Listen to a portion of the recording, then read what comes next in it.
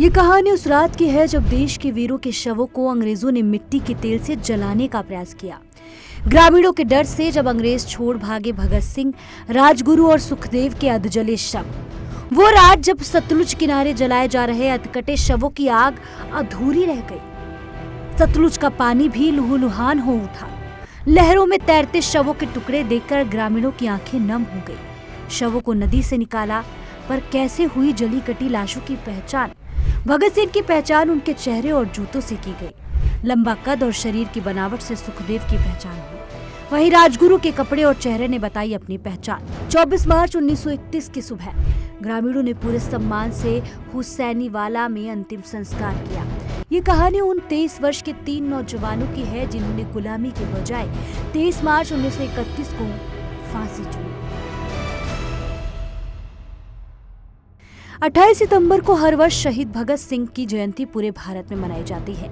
लेकिन क्या आप जानते हैं कि 23 मार्च 1931 भगत सिंह, सुखदेव और राजगुरु को फांसी देने के बाद अंग्रेजों ने उनके शवों को बोरे में भरकर फेंक दिया था। आमतौर पर फांसी सुबह दी जाती थी, लेकिन अंग्रेजों ने इन तीनों क्रांतिकारियों को 23 मार्च 1931 की शाम 7:30 बजे के करीब फांसी पर लटका दिया। जनता के विद्रोह के डर से रात के अंधेरे में अंग्रेजों ने उनके शवों के टुकड़े कर दिए और उन्हें बोरियों में भरकर फांसी घर से बाहर फिरोजपुर की सतलुज नदी के किनारे ले जाया गया। रात के अंधेरे में अंग्रेजों ने गुपचुप तरीके से तीनों क्रांतिकारियों के शवों को मिट्टी के तेल से जलाने का प्रयास किया, लेकिन सुबह होने का डर था, इसलिए वे अधजले शवों को ही सतलुज नदी में फेंक कर भाग गए। इतिहास में इस घटना के बारे में कहा जाता है कि अंग्रेजों के इस कांड से सतलुज का पानी भी जल उठा था। नदी में दूर दूर तक शव के टुकड़े तैर रहे थे।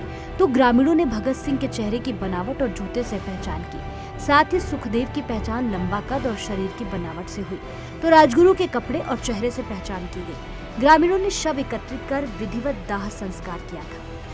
24 मार्च 1931 को हुसैनीवाला में पूरे सम्मान के साथ अंतिम संस्कार किया गया।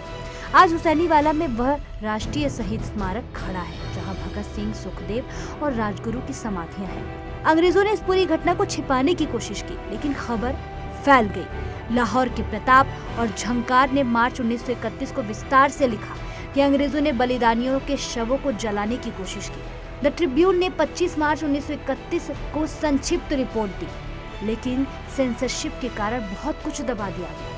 लेकिन इससे साफ है कि भगत सिंह, सुखदेव और राजगुरु का यह बलिदान भारत की आजादी की लड़ाई में अमर प्रेरणा बन गया और आज भी देश के युवाओं को देशभक्ति और साहस की राह दिखाता है।